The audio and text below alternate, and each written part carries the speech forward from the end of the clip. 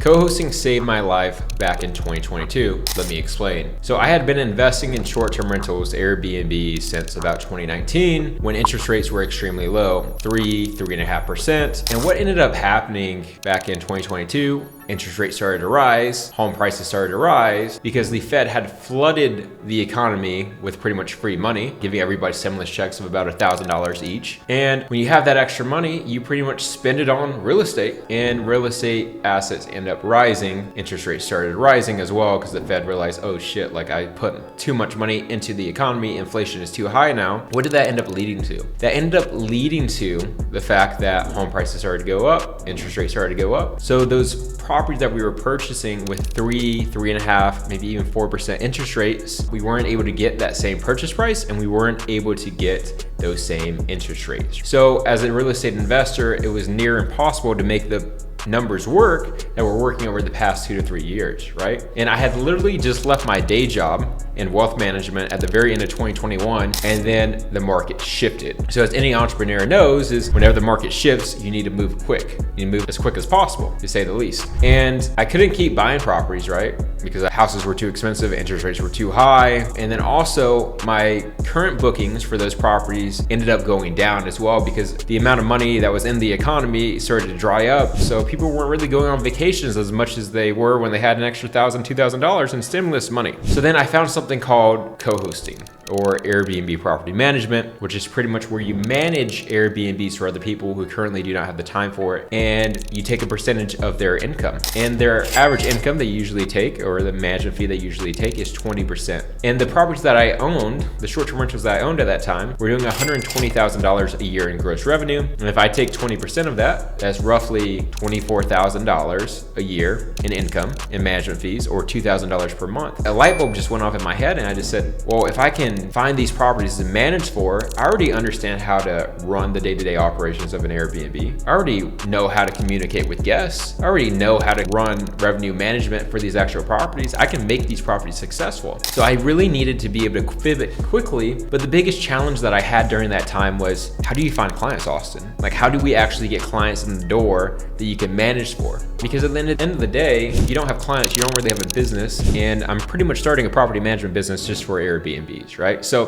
what I did, what majority of people do, is I found Facebook groups that say Airbnb co-hosting. And whenever somebody would comment, I'm looking for an Airbnb co-host, I would comment. But here's the challenge. Here's the biggest issue that I faced when I was doing that strategy, is that 30 other people would then also comment and say, hey, look, I'm a co-host. Why should you talk to Austin when there's like 29 other co-hosts in here? Like, what makes you different? And then eventually one of those people in that comment section would say, hey, I'll manage your Airbnb for 10%. And they're really not making any money, but that person decides to move forward with that potential Airbnb property manager, and it doesn't work out well for them. The property manager ends up getting burnt out, and Austin still doesn't have a client, right? Next step I decided to do is, I was building this company in West Palm Beach. I decided to reach out to all the different real estate brokerages that had luxury homes that they were selling or buying or helping people purchase, and say, hey, look, I'm an Airbnb property manager in this market, and I can manage the properties for your actual clients. And if you need my help running those numbers, I'll do those numbers for you and let you know that they're making a good investment. That ended up working out 6 to 9 months later, but during that 6 to 9 months, I got no referrals because people have to find a house, they gotta identify a house, and you gotta get people to actually like you. You gotta talk to them, follow up with them constantly. But eventually that will ramp up. But during that time, I didn't have that much time, right? I had just left my job. I needed more income coming in. My bookings are drying up. I'm not making as much money as I thought I was going to. I just left my job. So I started thinking outside the box, and I started looking at larger property managers out there. Like, there's numerous different ones out there that manage thousands and thousands of listings. And I said, how are they finding clients? That was the first thing I asked myself. And then I dug into the numbers, and I realized they spend millions of dollars each year on marketing to acquire their clients. Well, I said, well, damn, I mean, I don't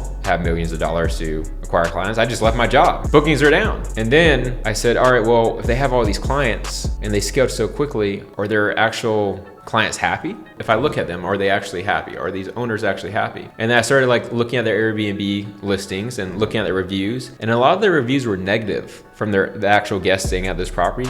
It was mainly due to, it was difficult to get a hold of somebody, cleanliness wasn't the best, and those were the two main ones. So I said, all right, well, as an Airbnb host myself, Airbnb investor myself, myself, I know that reviews is a huge aspect to drive revenue for that actual Airbnb. So these owners probably aren't making as much money as they should be making. And also the fact that I realized is if it's hard for the actual guests who are paying money to book this property, I wonder how difficult it is for these actual owners of these Airbnbs to get a hold of their property manager. So light bulb went off in my head. I said, all right, I gotta figure out a way to get a hold of these owners and have an open conversation with them to see if they're actually happy with the service that they're being provided. And then it took me a long time. I had to build a system to be able to pull their contact information because all those property managers hide their owners' contact information because they don't want you pretty much poaching their actual clients. So I built it out of the system, and then literally first 10 phone calls I made, 2 to 3 of those owners I spoke with that were able to get on the phone were not happy with their current situation. It was difficult to get a hold of them. They weren't making as much money as their property manager promised them. And honestly, their actual Airbnb listing wasn't optimized. They didn't help them with the design. They had bad reviews. All that was leading to the actual Airbnb homeowner not making as much money for the Airbnb investment as they wanted,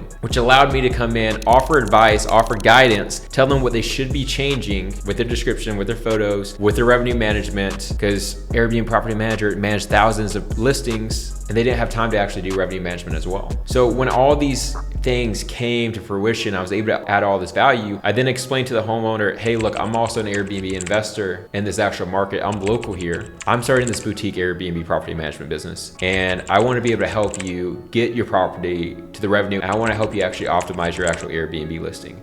And boom. Everybody wants to work with somebody smaller, somebody more boutique that can actually provide the hands-on service and they can actually get a hold of. Somebody that can actually understand their situation. If you can come to these owners from a place of, I want to help you, I want to add value to you, offer advice, they're going to want to move forward with you. So I'm telling you all this because if I had not figured out the situation with co-hosting, on how to start a co-hosting business, I would be back in my job right now, working 8 to 5 every single day, not enjoying what I'm actually doing. But because I was able to pivot, switch to co-hosting, I'm able to live the life that I actually want now. And I always wanted to jump into entrepreneurship because of the fact is I want to live life on my own terms. I wanted to have location freedom. And most importantly, when I have a family one day, I want to be able to spend time with my kids. If they have a play, if they have a soccer tournament or any type of vacation, I wanted to not have to be at the will of my boss letting me know, yes, I can go to this event or no, I can't go. So co-hosting saved my life. And I think it could potentially save your life as well. If you're in a situation right now where you're just like, I need more income coming in,